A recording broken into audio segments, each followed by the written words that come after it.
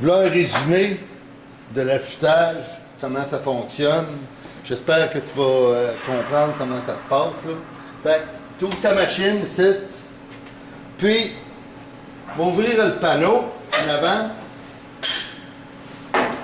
Cette machine-là, tu as deux systèmes de dressage. Tu as le spinner, puis tu as le diamant à pointe. On va commencer par le spinner, OK? Alors ça, c'est ta meule, c'est ton spinner. Et tu as un bras ici sur le côté qui sert à descendre la meule sur le spinner. Alors là, tu as des switches en avant, dressage. Après ça, tu as start, cancel.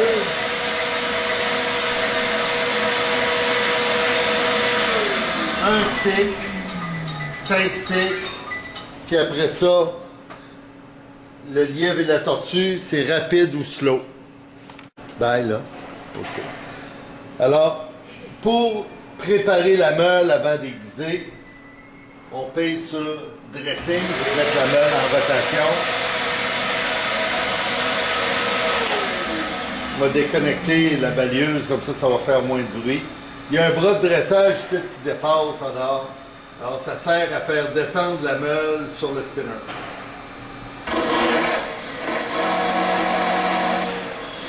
Là, on donne la forme qu'on veut à notre meule. OK? Et après ça, on aiguise. C'est par le spinner ici qu'on va ajuster si on aiguise croche ou pas. Fait que là, comme je te disais, ça prend une lame que c'est tout le temps la même lame qu'on sert pour faire nos ajustements. Alors, tu vas prendre une lame test, puis on va l'aiguiser, OK? Sur ta machine, tu as un start à deux mains, ce qu'on appelle two-hand switch. Alors, il y a le piton ici sur le côté, puis start, il faut que tu appuies sur les deux en même temps. Quand tu es lâche, ça part.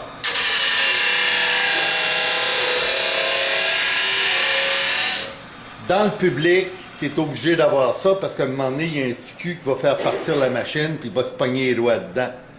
Nous autres, ici, on est dans le privé. Alors, moi, je l'ai cancellé. J'ai juste un start. C'est de même. OK? Alors là, je vais aiguiser mes 5 coups sur la machine. Là, ça ne veut pas nécessairement dire que ta job est faite. Là. OK? On va arrêter ça là. Quand tu as fini ton aiguisage, première des choses, tu vas vérifier si tu sens une bordure des deux côtés de la lame. Si tu n'en sens pas, on recommence jusqu'à temps que tu sentes une bordure des deux côtés. Par la suite, tu prends ta pierre de finition, ce qu'on appelle une morfileuse, puis tu l'enlèves. Alors, la pierre de finition, d'un côté comme de l'autre. Et après ça, tu regardes voir si les quarts sont parallèles. Alors là, le parallélisme des quarts, tu mets une pièce de monnaie en plein centre de ta lame, puis il faut que tu puisses voir un beau 90 degrés des deux côtés de la lame. OK? Si ta lame, ton aiguisage est croche, ta pièce de monnaie va être en travers à ce moment-là seulement. Mais avant tout, il faut que tu aies un cordon des deux bords, tu aies une bordure des deux bords. Et après ça, tu morfiles ton patin et tu prends une lecture avec une pièce de monnaie. Si tu es en penché, comme ça un petit peu, à ce moment-là, on va corriger ça. Je m'en vais au spinner. Si je veux corriger l'aiguisage,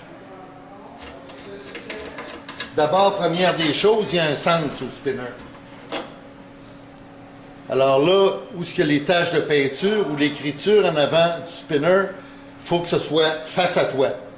Si il est à l'envers, il est du côté où on voit le clip, comme ça, là, il est à l'envers, tu vas aiguiser croche.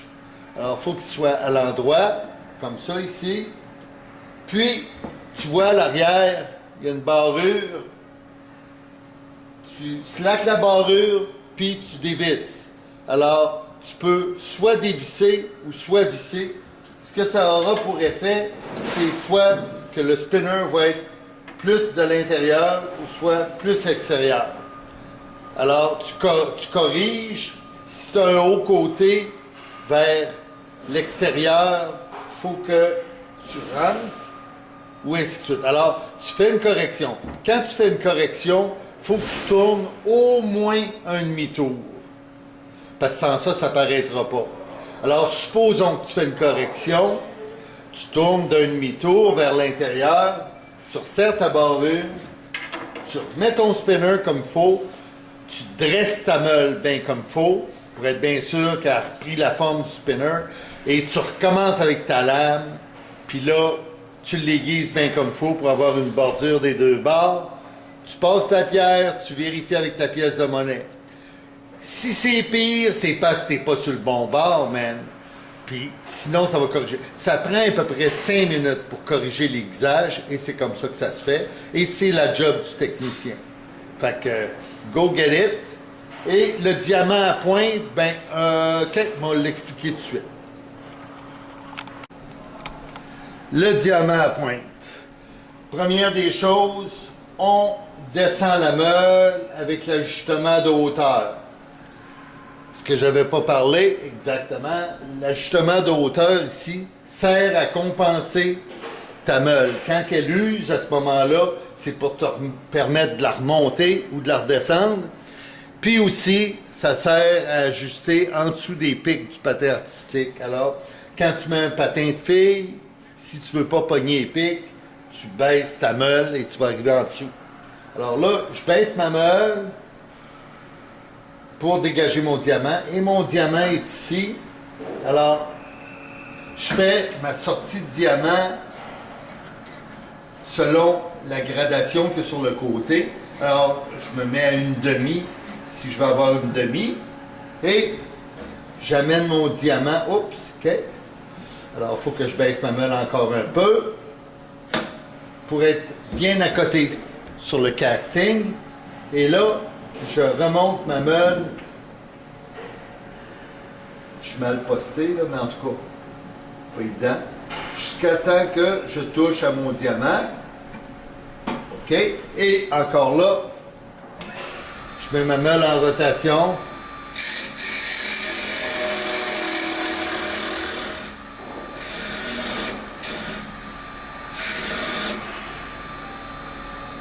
C'est ça le dressage à diamant.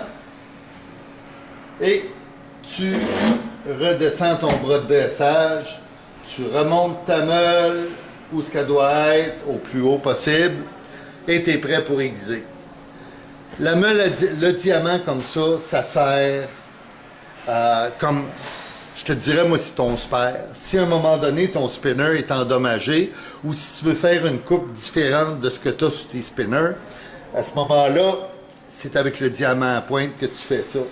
Puis, tu ne te fais jamais fourrer. Ici, les spinners, c'est inscrit dessus. La recette, c'est que ça. Alors, tu peux avoir 3, 8, 7, 16, une demi, 5, 8, 3 quarts, 1 pouce, whatever. C'est tous les angles de coupe, plus coupants ou moins coupants.